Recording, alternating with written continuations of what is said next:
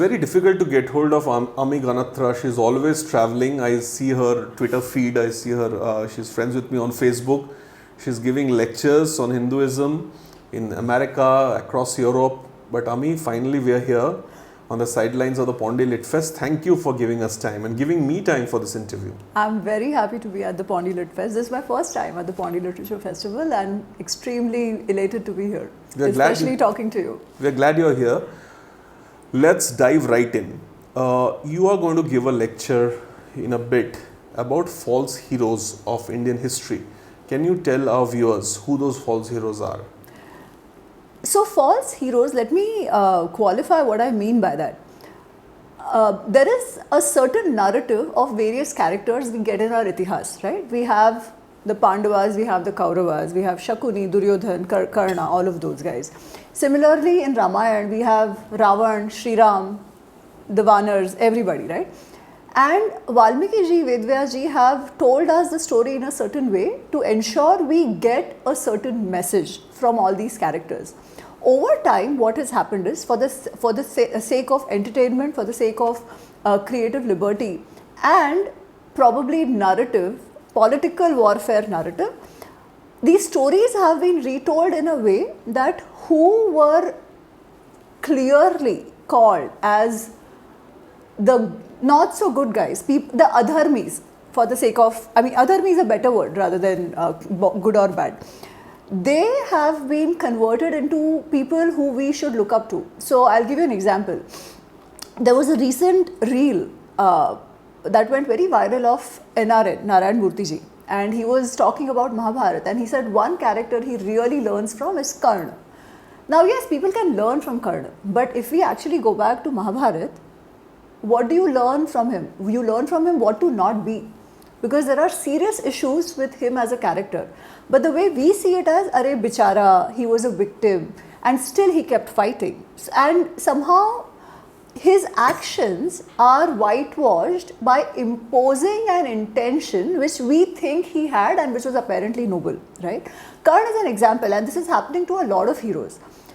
Or rather, a lot of people who are not really considered as heroes in the Itihas.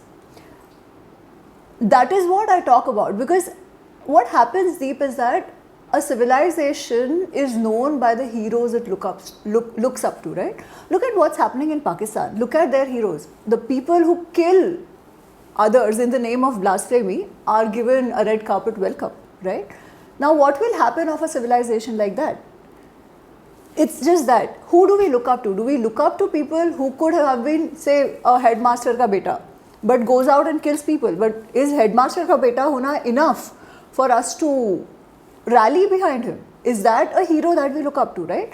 Or a real hero who actually lives by certain values and certain principles in life? Is that what we should look up to? So I think that distinction is very important for us to make, especially from our Itihas perspective, because otherwise, Itihas is weaponized against us to tell us how bad we were as a civilization, because our heroes are shown as people who probably had no values or whose values were not aligned with present day and age. So that's what I'm going to talk about, and that's my work as well. Let me push you a little bit on this. Yeah. There are two aspects to you, to what you do.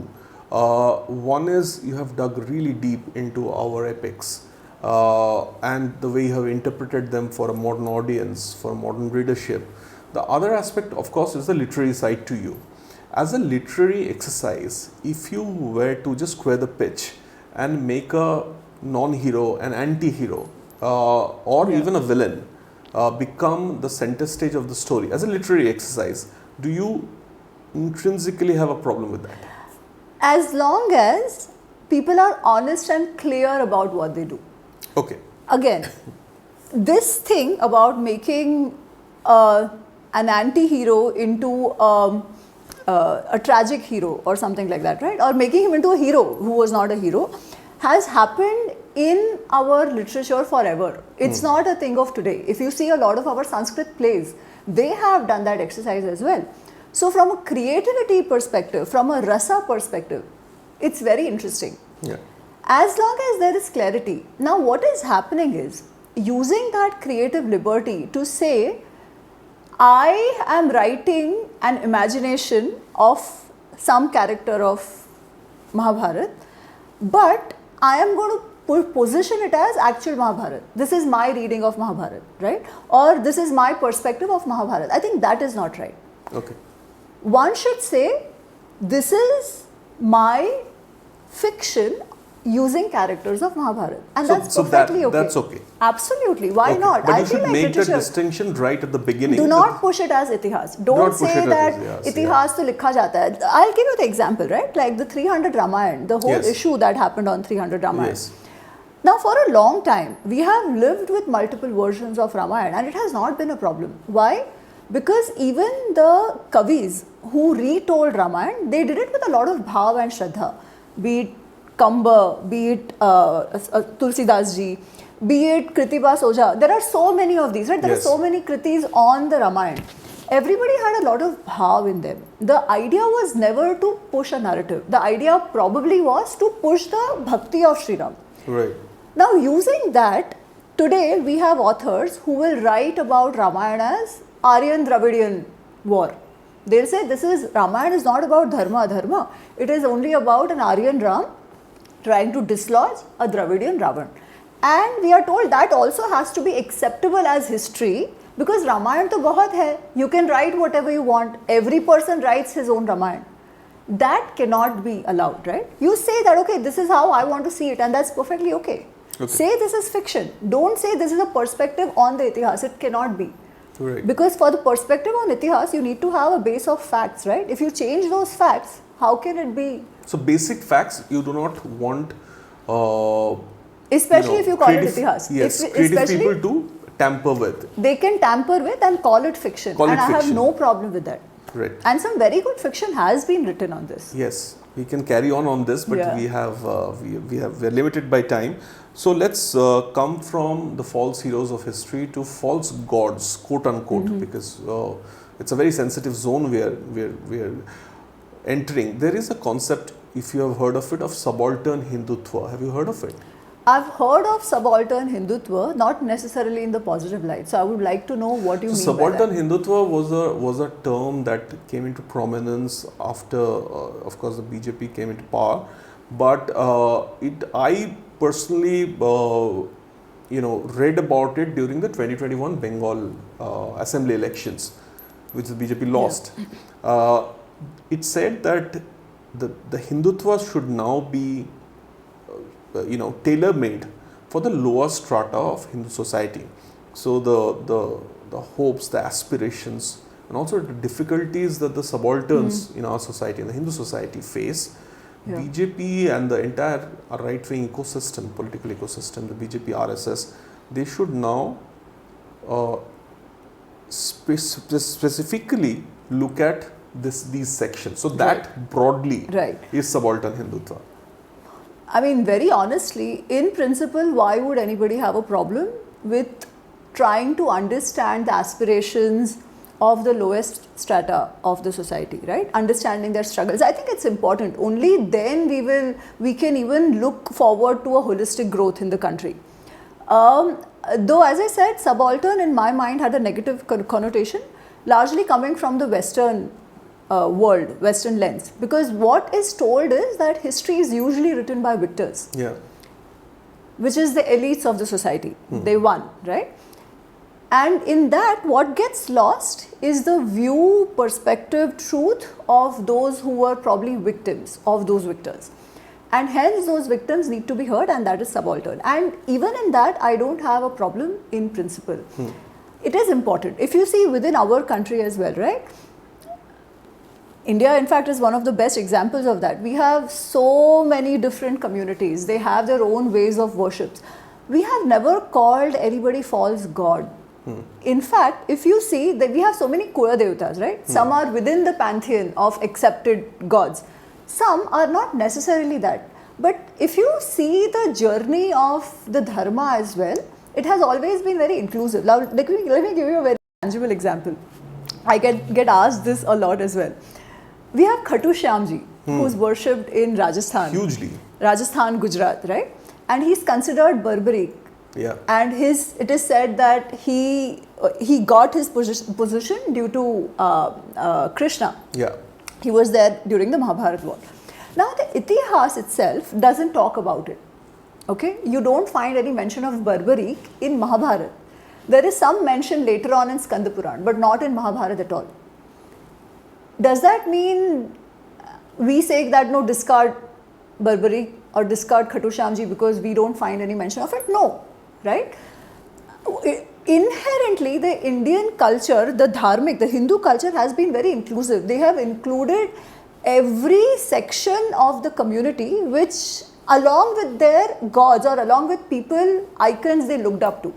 And they have been subsumed within the larger identity of the Hindu Dharma, right? That is how we've proceeded. So I don't think we have a concept of false gods. False gods so tab hota hai na, where essentially the term false gods essentially comes from the very Abrahamic view, where everything pagan was considered false. Yeah. So I don't think we have that false gods view. But on the subaltern part, I think I have a major issue with some narratives that are being pushed, right? So for example, this JNU incident was very famous, notorious rather, about people saying that, oh, we will not worship Durga because Durga represents some Aryan oppressor, whatever. And the real god or the real hero of the subalterns is Mahishasur. Okay, so actually we should worship Mahishasur because he was killed deceptively by the Aryan Durga. Now, is this acceptable or is this real subaltern in the definition that you or I discussed? Subaltern, I think, has been defined the way I read it academically as the view from below. Yes. So when you look up, so who looks up? Who's below? Right. The disadvantaged sections of society. So in the Indian context, I think subalternity meant at the time the word became famous was the view of the Dalits, the OBCs, the tribals, Muslims, even women. Right. Because these were categorized as the disadvantaged sections of society. So the view from below by these sections of society was subalternity broadly. As I said, in principle, this is fine. Right. But again, when we trace some of these issues, right? Right. Like if every tribe, like we have so many tribes, and I think India is one of those places where even the tribal identity has actually been maintained, right? Including the ways of worship and including those gods which have been assimilated into our larger pantheon. Right.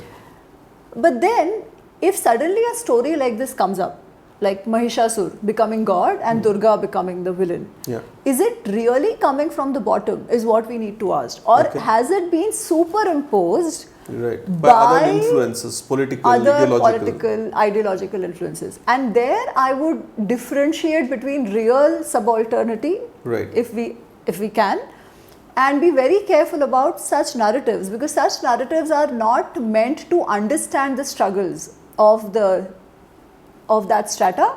Rather, they are meant to distance that strata from what is the larger community, larger identity of the Bharatiya identity. Right. I mean, from where I come from, Bengal, and I know a little bit about the eastern part of India, there are gods that you perhaps would not find as a Gujarati or somebody who regularly communicates with Delhi and Bombay. In the pantheon of accepted, quote unquote, accepted gods. Like for instance, we have Ma Monosha, who's hugely popular in certain parts of Bengal. You have the Mutua sect and their god, Guru Chat Thakur. Sometimes they are Vishnu avatars, sometimes they are in some way related to the pantheon of accepted gods. What do you make of them? And sometimes there are attacks from section of our community itself that who are these gods? Why are there? It's not these are not violent attacks. It's more academic attacks sometimes. People just say things on Twitter. But what do you think of these aspects of Hinduism where, quote unquote, the lower strata of society have, over a period of time, over generations in fact, have their own gods? What do you think of that? I think this is my view, it is perfectly acceptable. Right. Because the way I have studied the evolution of Hindu Dharma as well, right? a lot of what would have been otherwise local gods eventually got prominence and Right. were worshipped throughout, are being worshipped throughout. Khatu Shyamji, as Khatu you said. Shyamji is Yes, one of the yes. biggest example, right? Or for that matter, lot of local Kuladevis and Kuladevtas, they Yeah. were very specific to particular community. Communities, yes. If you go back to Itihas or even to the Puranas, you will not even find a mention of them. Right. Does it mean we should discard them? No, not at all. I think that has never been our approach. In fact, we have also raised a lot of our saints to the level of Bhagwan. Right. Right? And for that particular sampradaya, for that particular community who worships that saint and gains adhyatmic guidance from that, they consider them to be Bhagwan. Do we discard them? Not necessarily. And you will always see that all of them will somehow link it back to one of our avatars. Right? They will all say कि नहीं ये कोई तो शिव अवतार है या विष्णु अवतार है या कोई भी within the accepted pantheon. And I consider that to be a very beautiful aspect where you're not disengaging somebody just because they think कि जैसे we have this Ahmadiyya issue in the Islam, right? Yeah. They will not accept a new prophet because they have said this is it, इसके बाद खत्म. So any other view, any other spiritual influence is not acceptable. I don't think we have that. Right. And that is why we have survived as a civilization for this long. So I will not ever say that no, this is a false god, don't accept it.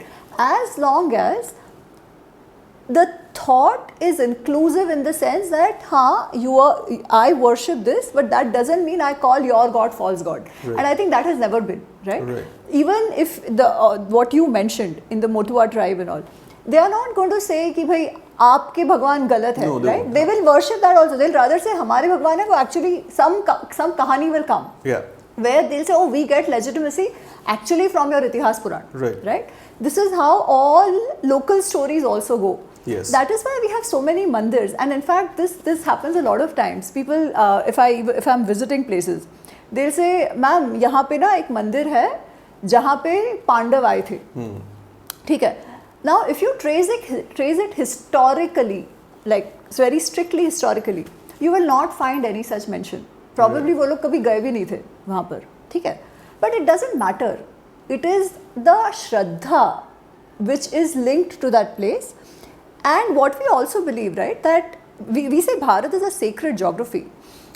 Every place here, every river here has a sacred value. So if somebody has found a sacred value in certain place, could be for whatever reason, maybe it was some saint, some Mahatma who established that place, and it has adhyatmic benefit for a lot of people. Who am I to say कि वो गलत है या यहाँ पे नहीं आए थे, right? Right. So I always say this कि Shraddha and Itihas may be different. As long as that Shraddha is inclusive, Right. has spiritual benefit and is actually working as a guidance to a lot of people, why not? But as I said, it has to be reciprocal.